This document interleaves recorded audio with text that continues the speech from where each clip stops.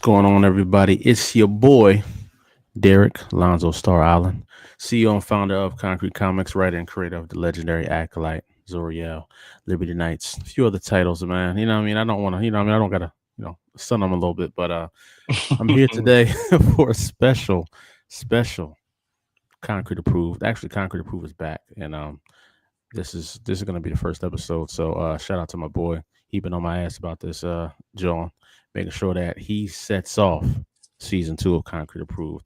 And that's what we're going to do here, man. So without further ado, I have the award-winning, the legendary, the eclectic Ji'reh Cecil.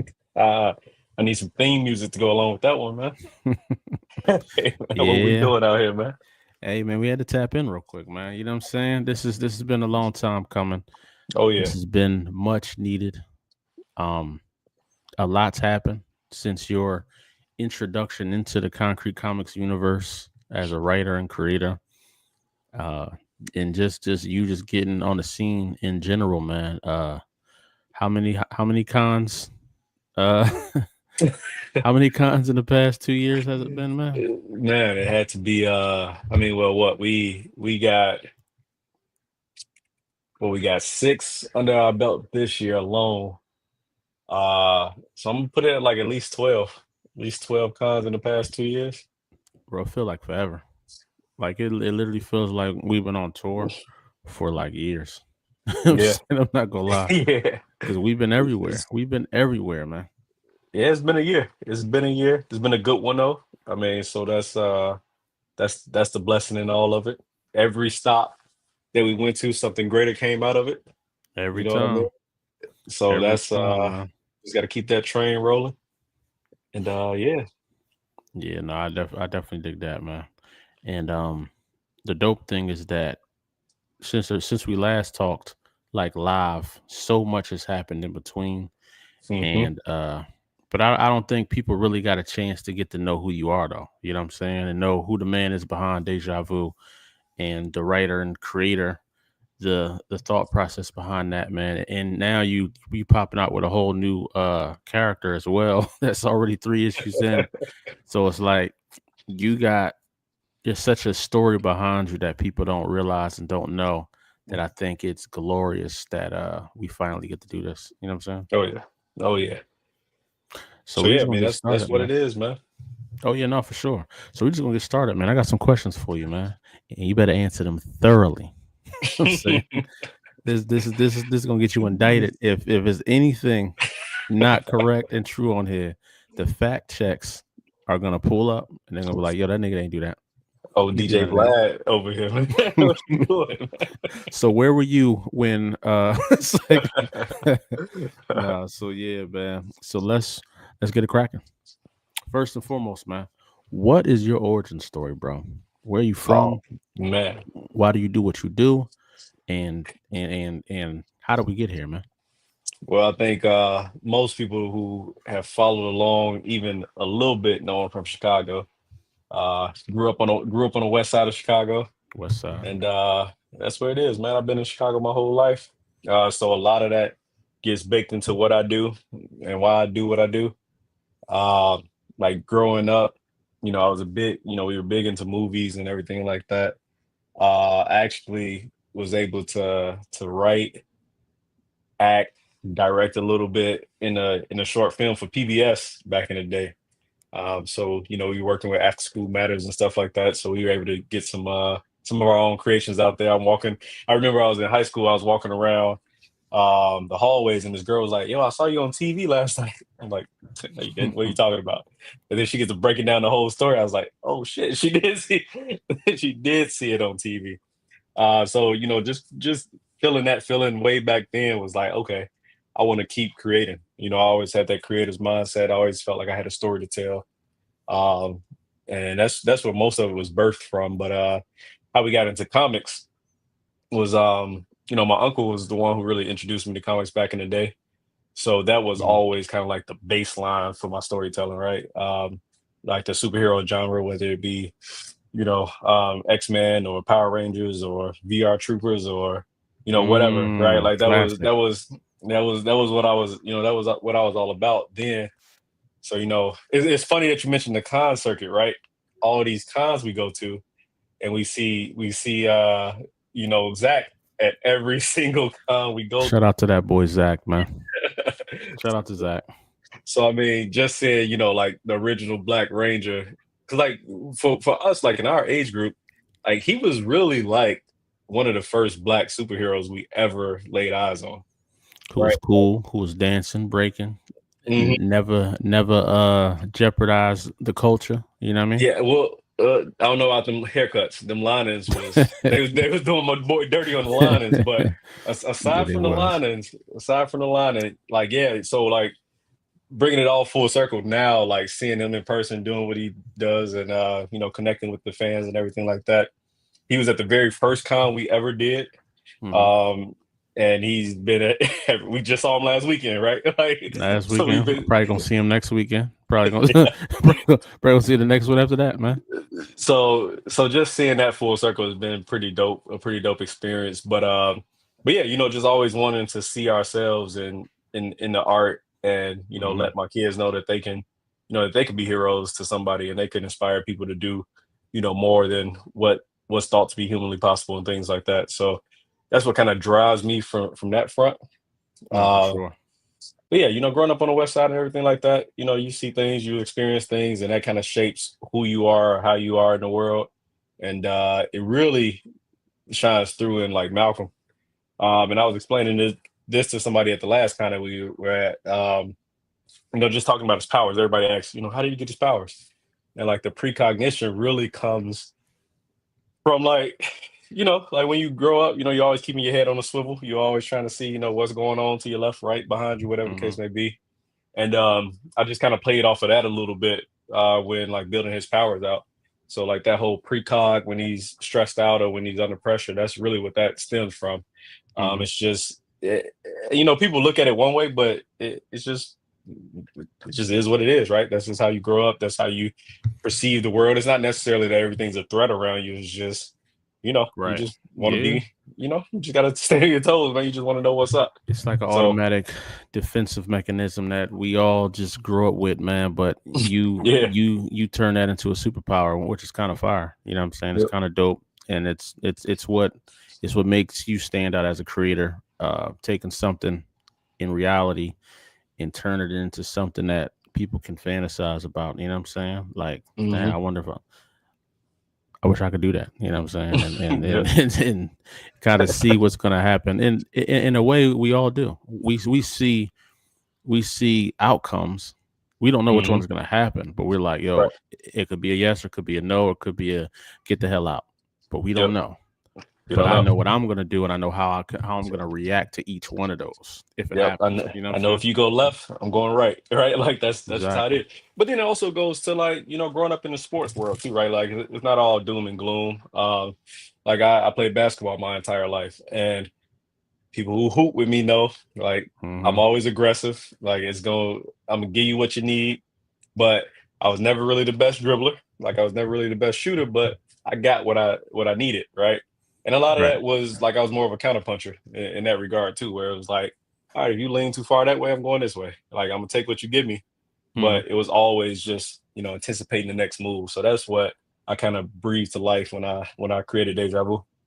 That's fire, man. Quick, quick question, man. Who was Ji'reh in junior high and high school? Like, what type of kid were you, man? Were you Oh man. a popular kid, prom king type kid, man? Were you quiet, Nah, chill in the cut nah. type boy? I was so I was not very popular. I was actually, oh no, I was a little bit of a hybrid, man. Like, for those who rock with me, they rock with me. For everybody else, if you got to know me, you did. If you didn't, you didn't. Like, I never really cared too much about the popularity aspect of it. Like, Hmm. even when I was younger, like I learned this the summer of seventh grade.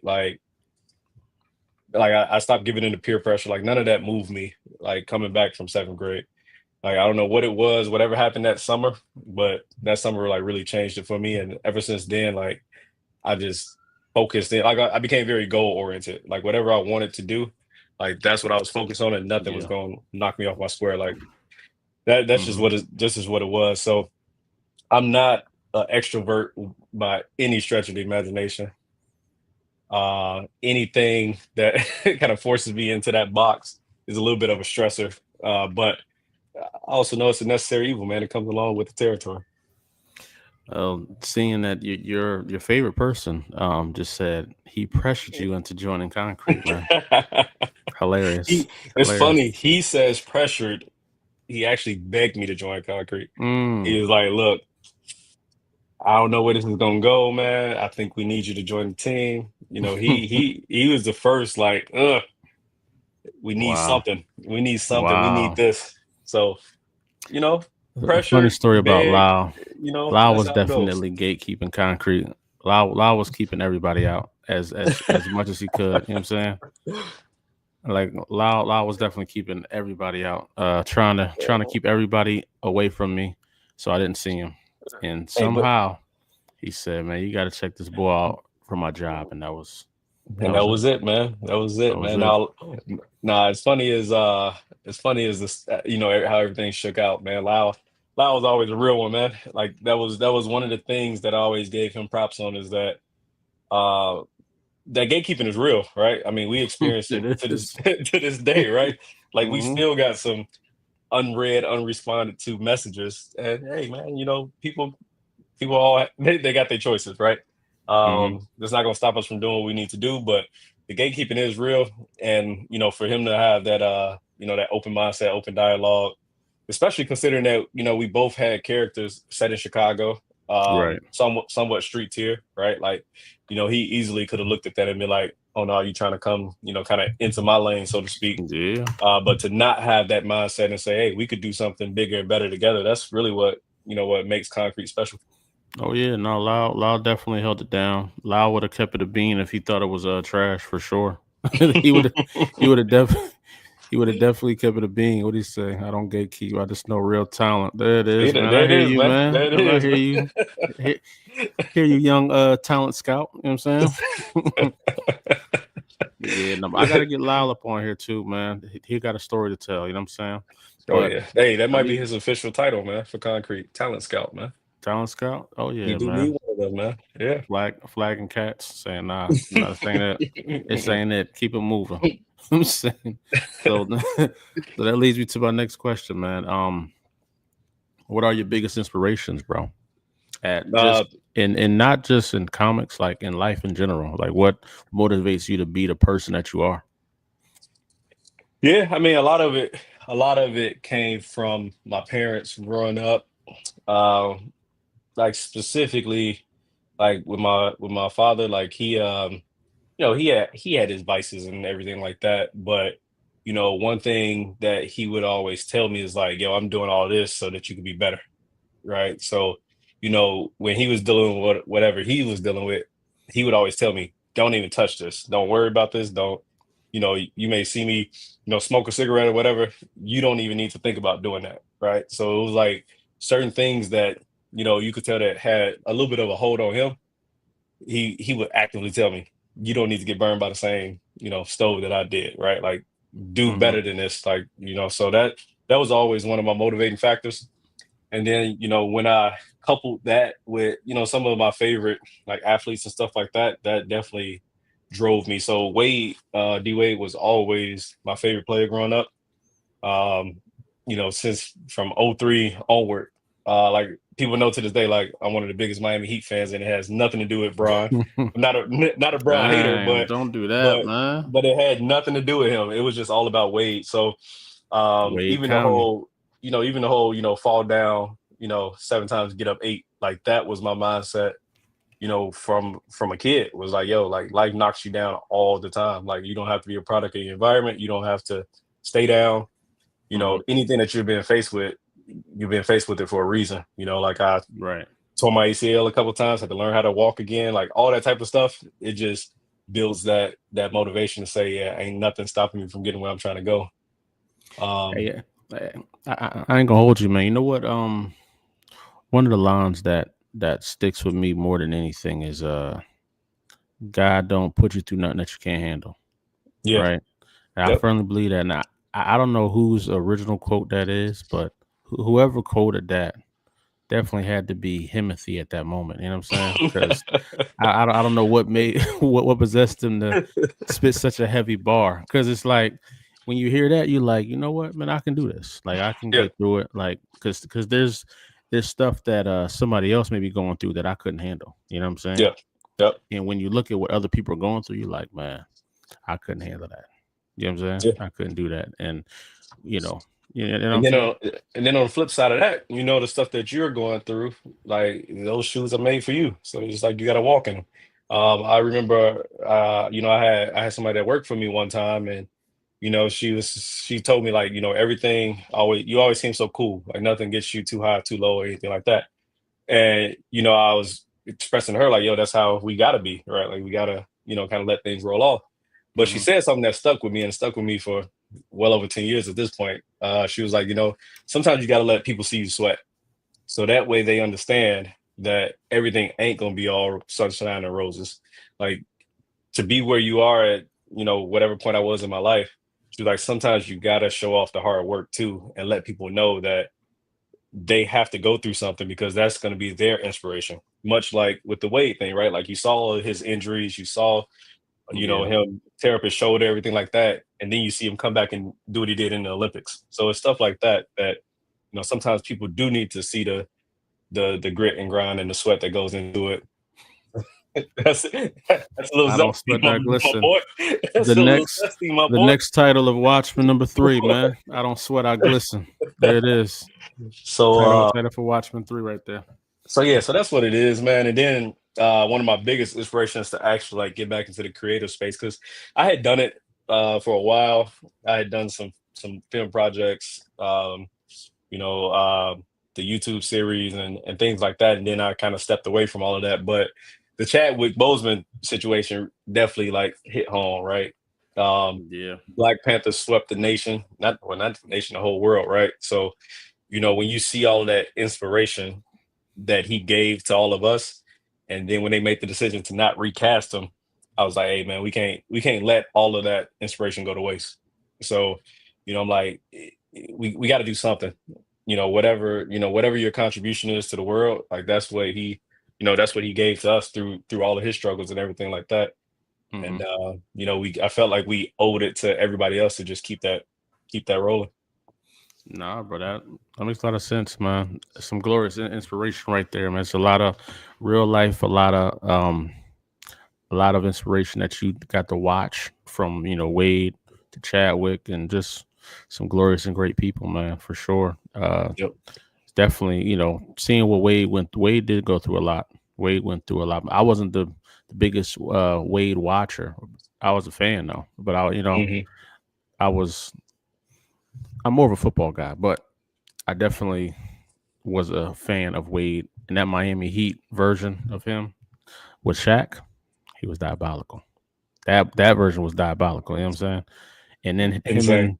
him and Bron was probably the greatest duo ever to ever play the game. You know what I mean? Easily. But yeah, no, bro, that's fire, man. Shout out to your biggest supporter, Loud, too, man. He over here going crazy. It's going crazy in the comments, man. You know what I'm saying? Hey, Loud, do me a favor, share this link into the Slack, John, too. You know what I'm saying? Have all of your young proteges in here, man. But yeah, no, that's dope, man. So my next question, bro, seeing as that you got your inspirations and stuff like that, uh, in where you are in your life right now, why comics, bro? What was I it about think. the comic book medium? Because me knowing a little bit about you, you could have done anything. Literally, Mhm. you could have done anything, man. Film, you could have went just the film route. You could have probably done, slam poetry if you wanted to. Whatever you wanted to do. Oh Um, man, but comics, why, bro? I think it was comics for me because really, really like seeing what Concrete was doing is what really inspired me to go heavily this route because of the culture and the like the I guess like the family piece of it all, right? Um, like we get such a freedom to create uh really and tell whatever story we want, and we don't have I mean, aside from you, we don't have anybody that could just shut it down and say, no, you can't tell that story, or I'm not, or I'm not funding this. don't you dare paint me as that type of that person. But I think it's definitely a certain level of freedom, camaraderie, and community that comes along with the indie comic space, and it's a gateway to so many other opportunities, right? Like the TV, the animation. Everybody always asks about that, and that's something that we could eventually get to, and well, we will eventually get to. But I think building that foundation in the comic genre is really where it's at, and it takes you like it ties you back to your childhood. My kids just ran out of the room after reading some comics before they went to bed. It's just a Mhm. universal medium that kind of brings everybody together, right? I don't want to get too deep into it right now, but you know, Next time, man. well, like when we're out at the cons and everything, every now and then you'll get some people not of the culture, not of the Yes, yes. melanated that'll be like, "Oh, you guys make black comics?" And it's like, that's how you see them. That's how you see them, right? Black But we comics is have crazy. thousands of fans that don't look like us that appreciate everything that we do, right? So it's just that sense of community that those who come up and see it and appreciate it for what it is and get inspired by the stories that we're telling or inspired by the characters that we have, um, and see, they don't see our skin color as a barrier, whatever the case may be. Like that's inspiring as well. Then on Mhm. the flip side of that, you get people that do look like us. That's like, damn, I like this because they look like me. They got similar experiences, and they out here saving the world, right? So it just inspires people to, that you can do this. You can go out and create your own stories. You can tell whatever story you want, and it just removes that barrier that some of us have, that glass ceiling that some of us, walk through life with. No, that's fire. Before you got into producing your comic, did you realize the indie community was like this? No, not at all, not at all. Because again, I'm not an extrovert in any way. Hmm. So when before, I guess I was just ignorant to it, right? Like before I really like immersed myself in it, when I thought of indie comics, you just think of Image and Dark Horse, right? Yeah, And they're, I mean, I guess in Boom, Boom, I guess they're still technically indie companies, but they consider them they're indie. they're yeah, they're massive though, right? So, that's as far as my knowledge went at that point. But then as you start to kind of get in the game and understand who's who and who's doing what, you start to get a great appreciation for everybody else that's, out here, tearing it Hmm. up. And one of my very first backer on my issue one was Lloyd from Midnight Comics, right? Lloyd and Midnight Comics. So Shout out to that boy Lloyd, man. another indie publisher. So it's just that sense, again, it goes back to that sense of community. We've done all of these shows and we see the same people over and over.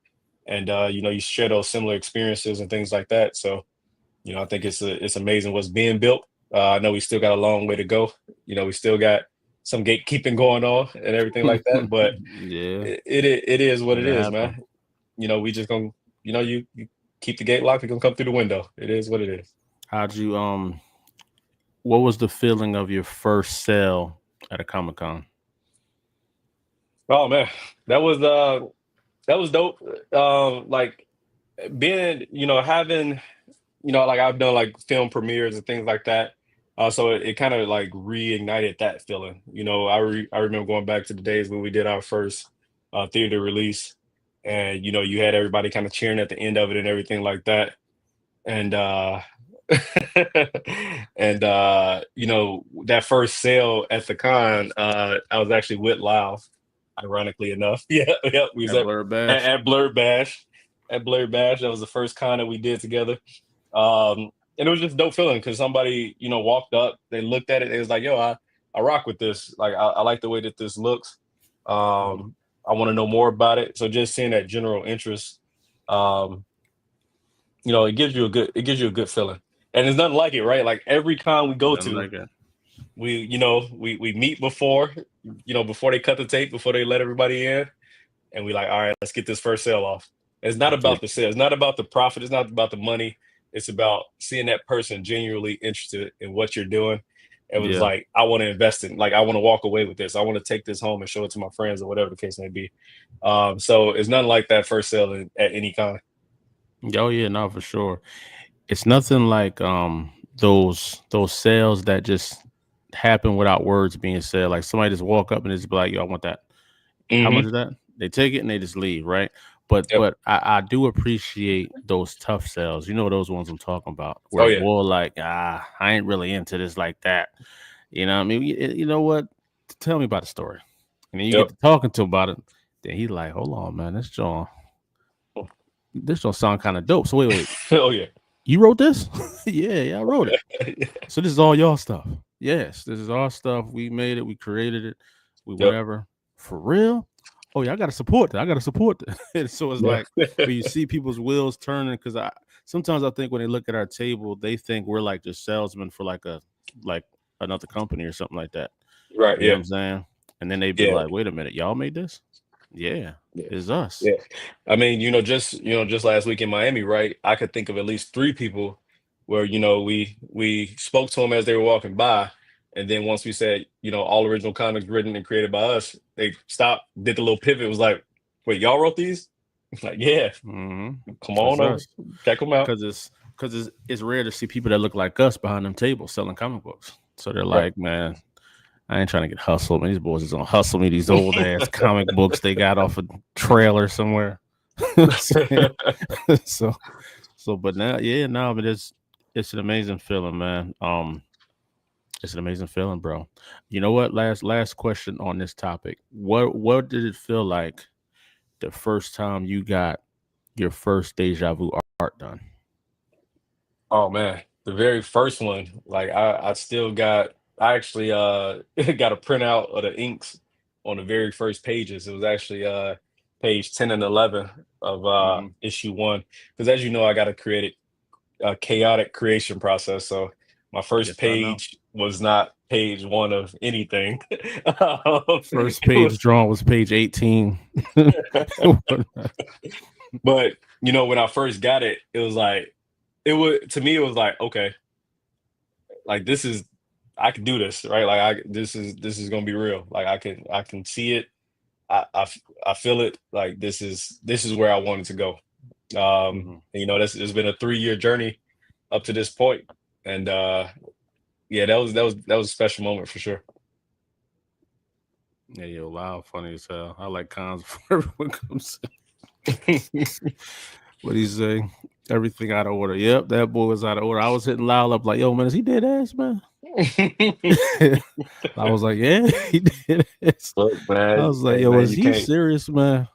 you What are just we gotta doing go. here? You just gotta go along for the ride, man. That Don't was the worry first about. time I truly had to sit back and just trust the process because I said, you know what?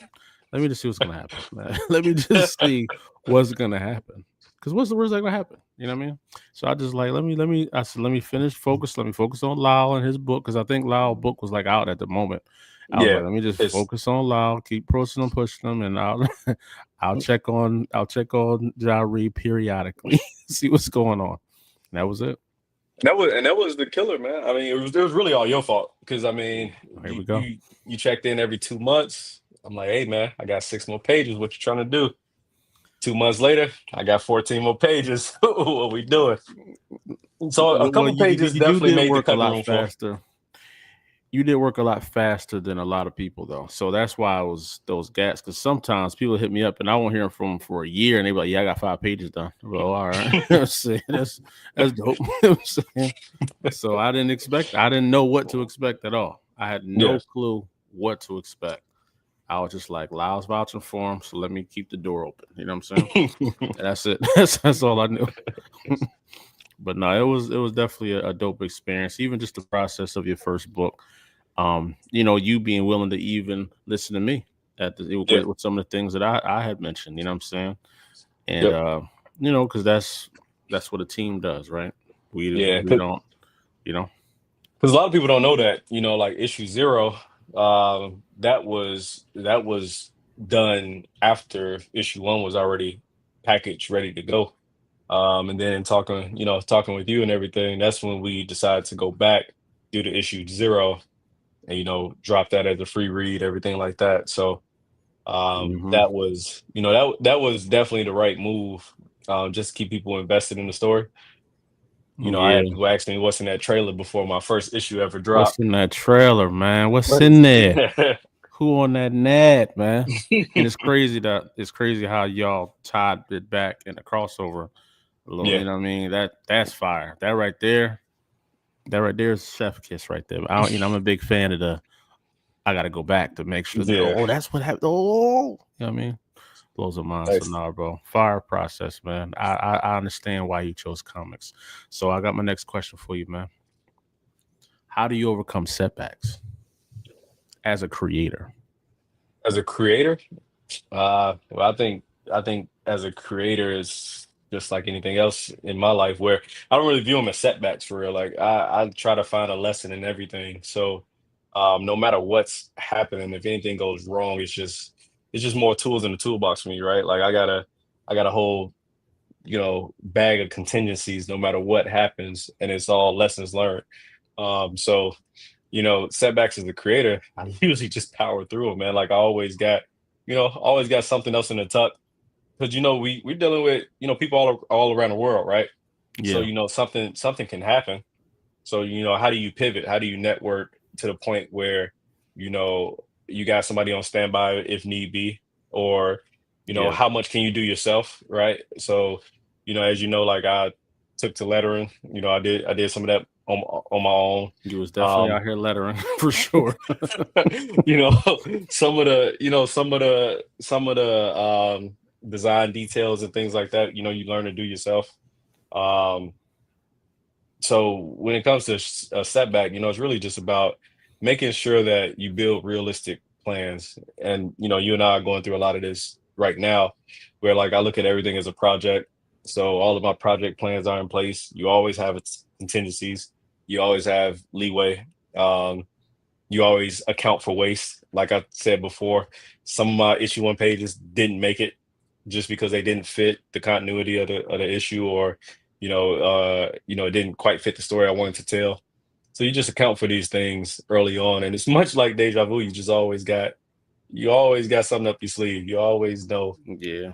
this may go wrong, and if it does, it does. But I don't harp too much on it. Like nothing really ever slows me down. It's just like, hey, all right, this is what I'm faced with, and this is how we're gonna get over it. So somebody that's watching this right now, they going through it, man. They got a setback. They thinking about just turning around and leaving out the door, man. What do you say to them right now? Hey man, look, everything you want is on the other side of that. That's what I learned early on. In my professional career, s- it was one thing that I always said I would never do. I never wanted to work overnights. I was like, I can't do overnights. I'm not built for it. Mm, My dad did it. It had negative ramifications. Can't do it. Can't do it. Can't do it. Can't do it. Well, the time came for me to get where I needed to go, and guess what came a knocking? Night shift. But I understood, like, hey, I've been praying for this. I've been saying this is what my family needs. This is what I need to do, mm, but I not built for nights. And at that point, I had to make a decision: either pack it up, turn around, go home, say, "Hey, I came as far as I can come, but this one thing is going to stop me from getting where I need to go," or you strap up and you just go through it. So I was like, all right, this is my new challenge. Like this is what I have to do to get what I want. So if you truly want to get what your heart desires or what you feel like you deserve, you got mm. to go through it. You got to go through it. I always tell people that wherever you are right now is where you're supposed to be. Like sometimes you're in a real shitty place, but Oh, I you're know, you're man. there. You are there for a reason. Like what whatever you're going through it to make you better on the other side. So it's just all about kind of keeping that focus on where you want to get to, and that's why being goal oriented, or having your north star, or however you want to classify it, just understanding what you want out of whatever you're doing, whether you hooping, whether you writing comics, whether you acting, whether you just doing your day-to-day job. Like you Yeah. have to understand where you're trying to get to. Having that unwavering ambition, you know, That's that what you're yeah that that you're gonna do this. I'm gonna do this, no matter what it takes. I have to see it all the way through. And I think those are the people that have that type of mindset. They always accomplish it, no matter what level it is. It could be Yeah. they just made they just made their local basketball team in the YMCA, but that was their goal. They wanted to do Dude, it, that's and it. that's fire Yeah, because it's so many people that wouldn't even take that step to do it because they were too afraid. But now they yeah, on the man. team. You know what I mean? And the world is kind of tricky right now, right? Because you see so many overnight celebrities, you see all of this microwave success or perceived success, where people get on Hmm. TikTok, literally shoot up to millions of followers overnight, make a couple $1 million, drop a meme coin, and then disappear, right? Right. Like people are catching lightning in the bottle now more than ever, it feels like, but that's not where the true success comes from. Is that perfecting every step of the craft along the way is where it Yeah. really comes from. So you just got to be patient enough to understand that it ain't always gonna go how you want it to go, but you where you supposed to be. It ain't gonna go how you wanted to go, but this is where you supposed to be, and this is where you at. So deal with it. You know what I mean? Deal with it. Deal with it. Deal with it. Next question I got for you, man, and this is the last question right before we close out. What legacy do you want to leave behind, bro? What do you want people to say about you when it's all said and done, man? Man, got got a little deep on me, man. I mean, what Hey, it what man. it really comes down to, man, is like whatever he said he was gonna do, he did it. And he did it to the best of his ability. I tell people all the time, like, if we doing something and if we gonna put our names behind it, like you got to be proud of that. You got to put some level of pride behind it. So when people walk away, they know, like, yep, I got this book, I got this product, I supported this person, and they did what they said they was gonna do. A lot of times people spend a lot of time and energy like trying to prove people wrong. Like people get so Hmm. caught up in like focusing on haters, doubters, gatekeepers, people that said that they can't do something. And sometimes people find motivation in that, and sometimes people let that destroy them. But for Right. me, it's always been about proving people right. Like I would much rather spend my energy focusing on making the people who believed in me proud. Like I don't care about people who ignore, oh yeah, he got 3 books, he got 6 books, he got 10 books. Nobody cares about that. Those people, I don't see them. Just like they didn't see me, I don't see them. Like I don't really Hmm. put energy into that. It's really about proving people right, and that's what I want to leave behind. Is that like if I say we're gonna go out here and we're gonna do something, we did it. We did it. We did it to the best of our ability. We put out a quality product, and people knew that I was a man of my word. That's a fire one right there, man. Man of your word, man. That's what it's gonna say out there, huh? That's Just man gonna say, set man. out. He set out and sell the world, man. He said he was gonna do it. He did it. No, that's fire, bro. That's definitely big. I'm a big legacy guy. I feel like whatever you're doing right now, you got to think about what you're gonna leave behind. What people are gonna think Hmm. about you. When you leave the room, what legacy are you leaving in that room when you leave it? Everywhere you leave something, you leave a Always. legacy where with any and everybody that you talk to and where you go.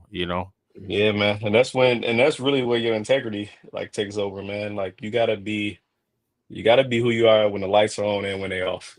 So, that's one of the things that I learned early on is that you gotta be who you're supposed to be at all times. Right. So when I when I leave a room, when I leave a space, you got every bit of me at that time.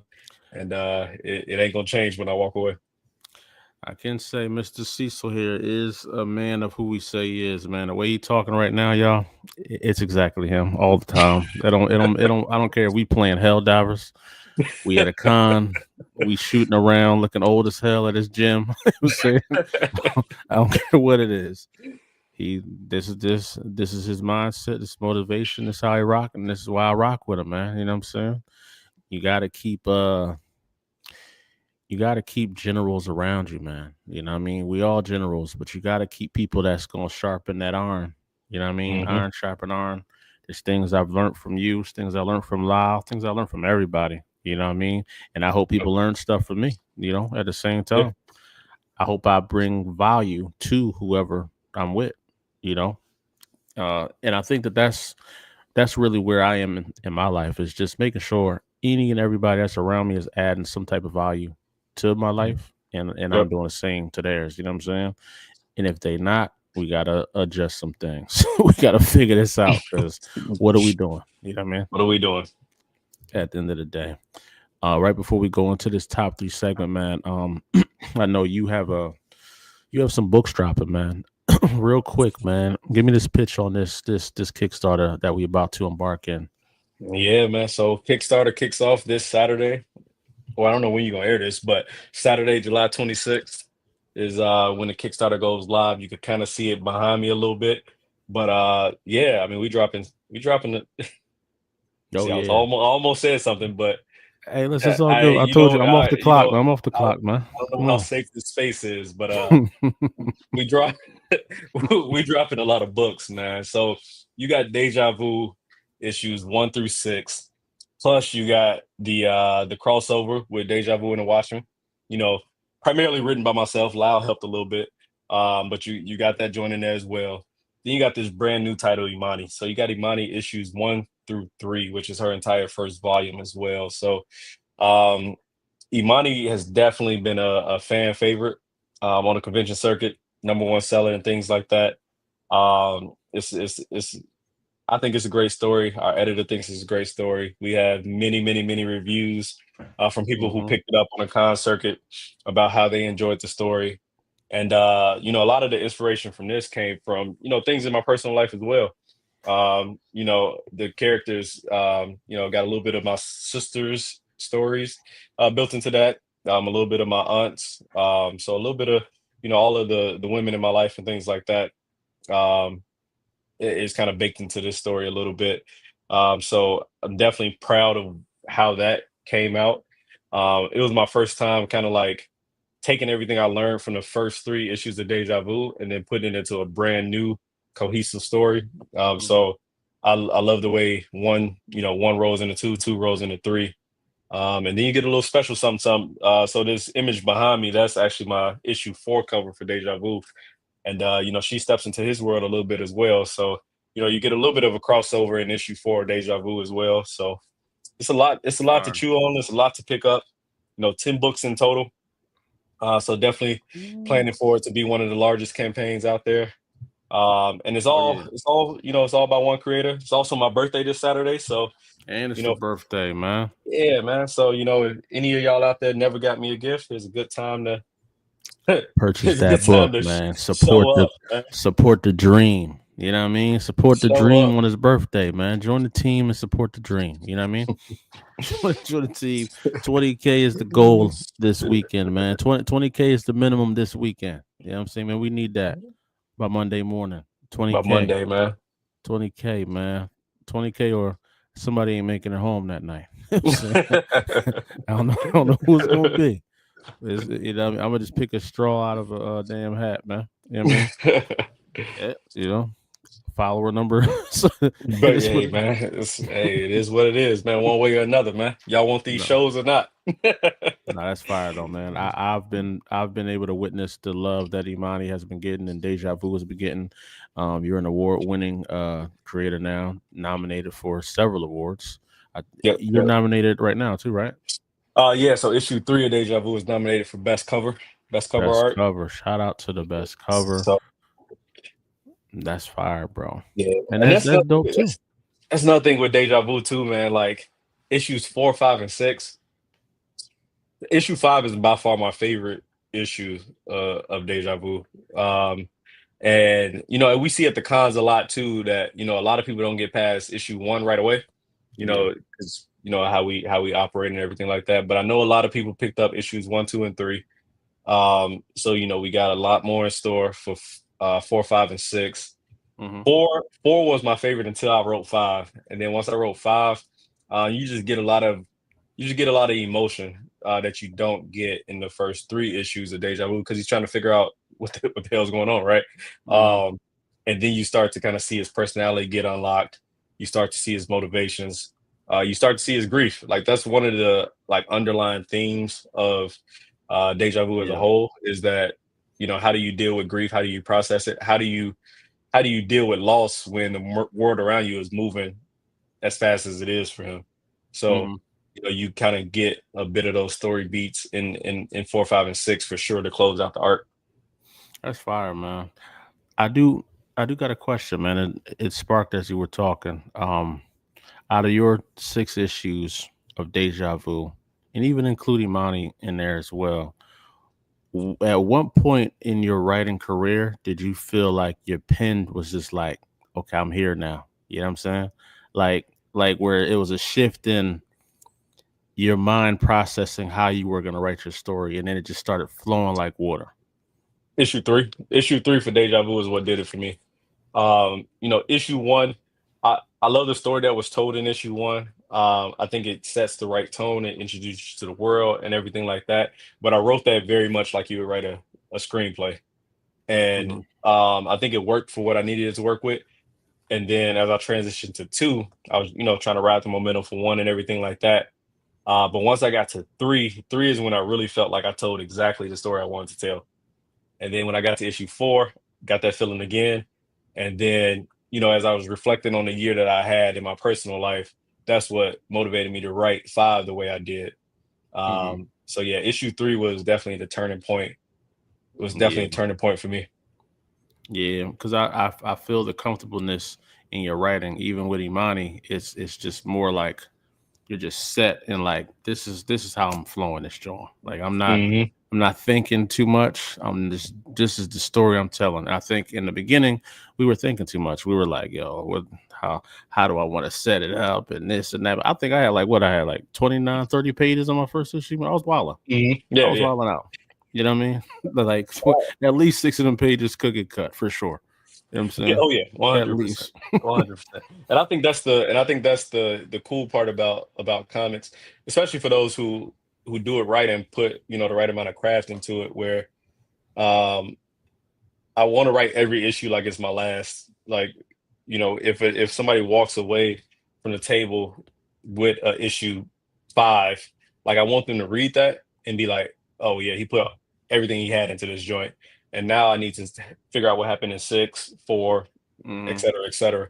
And I feel like when you look at it like that, like there are no fillers, right? Like everything matters in my Right. stories when I write them. I don't, for the folks that have read Imani 1 through 3, one of the things that jumps out is they talk about like how cohesive the story is and how you can kind of feel her how she feels and feel her world. And it's like you can't skip an issue. That's how I want people to walk away with this. You can't skip an issue. Everything matters. Everything gives you a different feel. And Right. you know, That's that's fire, bro. That's fire, man. I definitely like that.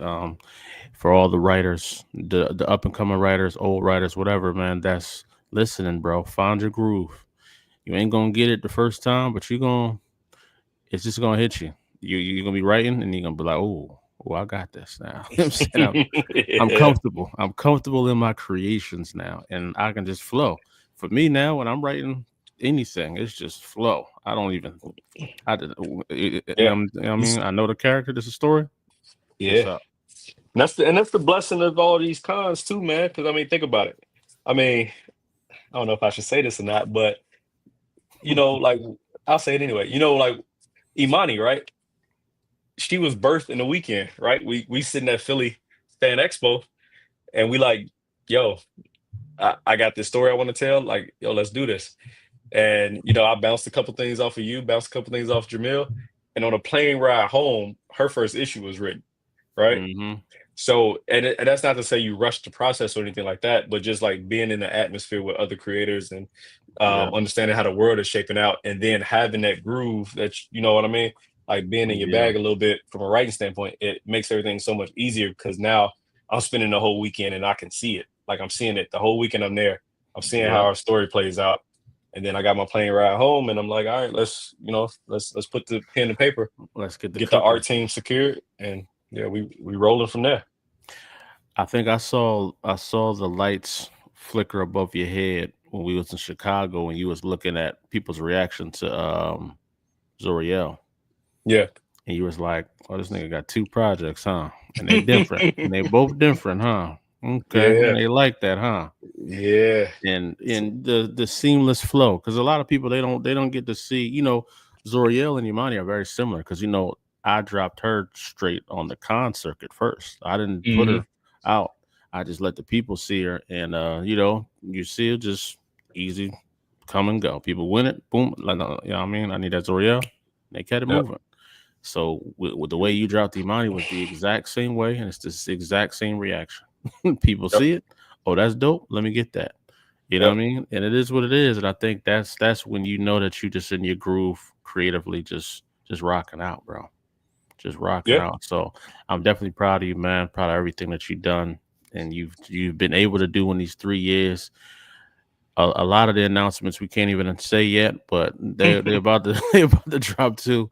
When people hear that, they're gonna be like, "Damn, this boy is doing the most, man. He doing the goddamn most, bro." You know what I'm saying? So before we get out of here, I do have this segment I gotta do with you.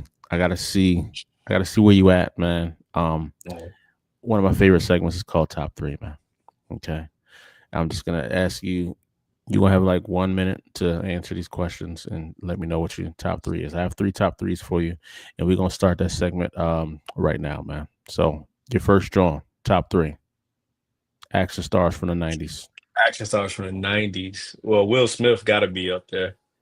Will Mm, Smith is definitely number one. I'm gonna actually go Will Smith. I'm gonna go Wesley Snipes. mm. And you know what? Because it was like this is near and dear to me, near dear to my heart, man. I'm gonna go Steven Seagal, man. You don't know how many Steven Seagal movies I watched. Like me and my daddy. Like yo, it was always a Steven Seagal joint on. So Steven that Seagal had a thing against Jamaicans, didn't he? You know what I mean? He had something against them, he man. was- but Glimmerman was yeah, that was the one. Independence Day was like so before Bad Boys was Bad Boy the first Bad Boys was in the 90s too. Bad Boys came out before Independence Day. Yeah. Yeah. Hmm. Bad Boys and then Independence Day, you couldn't tell me nothing about Will Smith, man. Like He went on a run. Will yo, Smith went on a run after that. I Crazy run. mean, to this day, like easily the best action star, movie star. Like he top three of all time for me. That's a fire list, man. I like that list, bro. Yeah, I mean, I didn't expect Steven though. I know you did. Steven threw me off a little bit.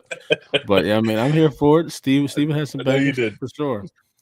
All right, so second top three, man. Are you ready? Let's go. Top three dinner scenes in film where you was Dinner just like, scenes? yo, that food look crazy, man. I would tear that joint up. Dinner scenes. That is oddly specific, bro. It is. I mean, what genre are you talking about? Just any genre? Any Just like genre. Like for so. me, I would say the scene in Peter Pan was kind of crazy, man. I would have tore that food up in there. All right, so if you going Peter Pan, man. So like okay, so it's not necessarily about the food, but just like memorable Memorable dining scenes diner scenes where or you just did think the food looked good as hell. but see, I don't know, man. I ain't really looking at it for the foods. So like Dinner for Schmucks. Like I don't know if you ever seen it, but that was one one of my favorite one of my favorite movie scenes of all time, bro. Like that dinner scene, Hmm. hilarious.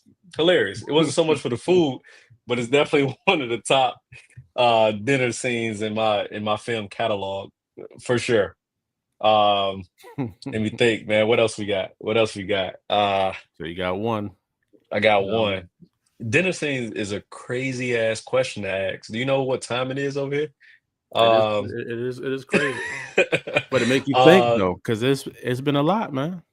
it does make you think, and it makes you think about like how often are they just pulling up chairs to eat in these movies, man? I think If the I one if how about I say if I said the Hannibal joint, they call the people on me, wouldn't they? Hannibal is a wild one, man. I didn't expect that one. Sheesh, my man went in the But depths right there. but nah, man, just thinking about those scenes, it's insane. But see, like, okay, but see, this also like shines a light into the type of movies that like I like. usually it's like, like I Am Legend, like what the eggs, like what I mean, like he ain't Hey, really that's had no food like that, man. You got the Swarmer scene in Avengers, but Strongest that's in Avengers. that's post credit, right? Like it ain't really about like the food for me. It's just like it's more like I remember, like I could remember seeing these scenes for the first time, type of thing. Like when I think Yeah, about like this here. Or when you said dinner, I read it as diner, and I thought about the Training Day joint, right? Like the diner scene in Training Day wasn't a dinner yeah, scene at all, but yeah. like That it, was it's definitely a glorious moment. it's some of those that are memorable to me, but Shit, not for the food, man. even with like Chris Tucker and Jackie Chan when he first had the Mushu Oh, the Mushu? or whatever it Oh was. You know what I'm yeah, oh, saying? yeah. Glorious moment, right? How you gonna send me a big box of grease? Like, you know what I'm saying? Exactly. Like those, Or like those. even in I think what was it? Was it don't be a menace while drinking the Oh yeah, hood? yeah, yeah, yeah. Yeah.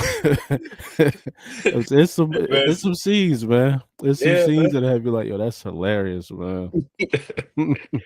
In a scary movie, uh, No, the strong hand, Strong the Hand. strong hand scene. Like, yeah, it's something out there It's for just sure. some scenes, man. All right, man. My last question for you, then, man. But I wouldn't have ate nothing that man hand touched though. I know. Last one. Top three favorite car movies. Favorite car movies. Where it's like centered on the cat driving, getting it in. Let me think, man. Let me think. See, Fast and Furious is always too cheap for me. I didn't like once they started going to space, I was out. So like, I was, Once they started going to space for me, I was in. I said, "Oh yeah, so that was I was all out once that took place. Um, Let me think, man. Oh Come on, no, man. man. It's some. Car movies. I'm gonna go with Speed. Yeah, Ah, yeah. that's a dope one. That's a No, dope Speed. one. Speed was one of my like I That's a most dope one. definitely one of my Shout out to movies back in the Keanu day. Reeves, man. That joint, I did enjoy that for sure. Don't let that bus go below 50, nigga. Don't do Hey that. boy, hey boy, they was in it. Um, Let me see that centered around the car. So it didn't really center around the car, but this is one of the things that like actually like birthed all of my creative processes, man, was The Last Action Hero, the joint with Arnold Schwarzenegger. Hmm. Like he spent a lot of time in the car, but it wasn't like centered around the car. But that Yeah. that was one that definitely I remember seeing that in the theater for the first time, driving home and like thinking in my head Hmm. of a movie idea like on my way home at like 4 or 5 years old. Uh, so that definitely always had a special place in my heart. What's the other? What's the? I Last don't know one, why man. this one is coming to my head, but what's the joint with the Rock, man? Like, The Rock. um, Are you talking about yeah, the babysitter joint or whatever? no, not what is that, Baby Driver or whatever? No, no, not that. It was kind of like Speed. Why can't I remember the name of this movie? It was like he was like a truck driver. I think I know Um, what you're talking about. He at one point the Rock had a lot of straight to DVD joints, man. You know what I'm saying? Snitch. Oh, Snitch is the name of the movie. Snips. I would Yeah. have never remember the name of that movie, but for whatever reason, like that movie, that was actually a decent movie, bro. But yeah, Snitch would be up there, simply because I can't think of any others, and I don't want to say Fast and Furious. Um, yeah, like, I don't I know, think man. The it's fast, it's a couple you missed. I thought you was gonna say like for me it'd be like Transporters up there for sure. The first I Transporter. didn't Nah. see it, didn't see it. The first Transporter, Jason Statham was getting it in that whip. I say Hmm. Gone in 60 Seconds. One of my favorites. With Nicolas Cage. Mm. Um and Gone in 60 seconds. Yeah, my number one is Back to the Future for sure. you know what? Never seen Back to the Future. You never see Back to the Future? See, Not I'm not not one in of the those sense. friends that judges people when they say like when I tell a Najee I ain't see nothing, he damn near throw his phone out the window. You know what I mean? No, I didn't see it. Well, so like I've been like present for it being on, but I've never like sat down and was like, "Yo, let me watch." Of course, I know what it's about. I know, everybody Hmm. knows it, but I never, like I can't recall anything from it. Nah, Yeah. that's not really me, man. Yeah, like because I don't really dig cars like that too tough. Like I Oh don't, yeah. I don't No, care, I man. It's got just you. like I whatever. got you. I like your answers though. They were off What the a- wall. I didn't expect none of those. what about waist deep though? Would you consider that? Where would you? Waist deep. They was definitely getting it in, but he This, wasn't this, skilled though. Like, he wasn't. But the you know the what? the evasion at the end. You have to be I skilled to get out apologize. of that, man. Come on, man. Don't disrespect Tyrese like that, man. You know what? I He- apologize. But He no, was wait. getting it in. Yeah, He was getting it. Have you ever seen the Italian Job? parts of it. Yeah, that was another Italian one. Like Job has some whipping. That had some yeah, whipping in there. it was in the Mini Coopers, right? They had some whipping in the mini coupes, man. They was definitely getting it in. You know what I'm saying? Yeah. Some would consider the Dark Knight when he was whipping the John. Oh, Dark Knight is like top three superhero movie of all time for sure. He was whipping that, but I think Batman, all his movies, when the car gets introduced, I mean, it's an iconic moment. I mean, they got to sell them It's an toys iconic one way moment. or another, but When that car make its debut in the film, it's like, okay, the main star is here now. You know what I'm yeah, saying? The main yeah. star is here, man. But nah, bro, you did great in your top three, man. Definitely, don't answer them in the most Jari way I'm possible. I'm off the wall with a lot of stuff, man. Like if you would have asked me my top three TV shows, Reba would have made the list. Hey, I'm Most gonna ask. No, I most don't. I don't ask simple questions like that. most people, I got some you know questions what for you. I'm I'd saying? hit you with something like top three movie moms, man, or TV moms. You know what I'm saying? TV moms, what we talking about though? I'm just talking about just TV moms, bro. I'm just on TV moms, man. You could have said Marge Simpson, man. I I don't mean, know. what you saying? Like, you mean like nurturing, or like what's the question? Just top three to you. Top three moms, bro. Top three, You know what I'm man.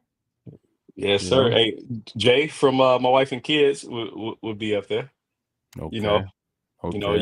Okay. you can't not have Mrs. Winslow. Ah, She was one of those she was the prototypical black mama in the 90s, Black man. Mama, get the hell out my refrigerator. Yeah, one going for none of that. One not going for none of that. Even And though then Aunt Viv wasn't Will's mom, but she was still up she was, there. yeah, oh Aunt yeah. Viv top three. She would have definitely rounded out my third. Yeah. It would have been close with her and Reba though. And I know you're looking at me because you ain't never Yeah. seen the episode of Reba. I seen it by default a few times. You know what I'm saying? But Accidentally no, forgot to change the channel. man, for the culture, for the culture, man, definitely Viv, Winslow, and Jay from My Wife and Kids, man. Those would have been the ones. Those are some good ass choices. Those are some good ass choices, man. I'm definitely gonna be bringing back this top three segment a lot more. Maybe on our podcast whenever that launches, we will have more top threes. But this has been this has been Concrete Approved, man. It's been dope. It's glorious having you on here, telling your story, letting people know your origin story, because a lot of people do not get a chance to sit and talk to you and and get to It's true. ask you any It's questions, true. man. So hopefully these questions that I got to ask really let people know, like, oh, this boy about something. He not just making comics for the hell of it. There is a mission behind it. There's a legacy being left behind, and y'all get to unfold on that, man. So make sure y'all come out and support anything this man drops. This is Ji'reh Cecil, y'all, the legendary, the eclectic, the award-winning Chicagoan Mr. Cecil, man. Thank you for coming on, broski. Yes, sir, man. Concrete Approved is back on. Y'all know the vibes, man. We out of here.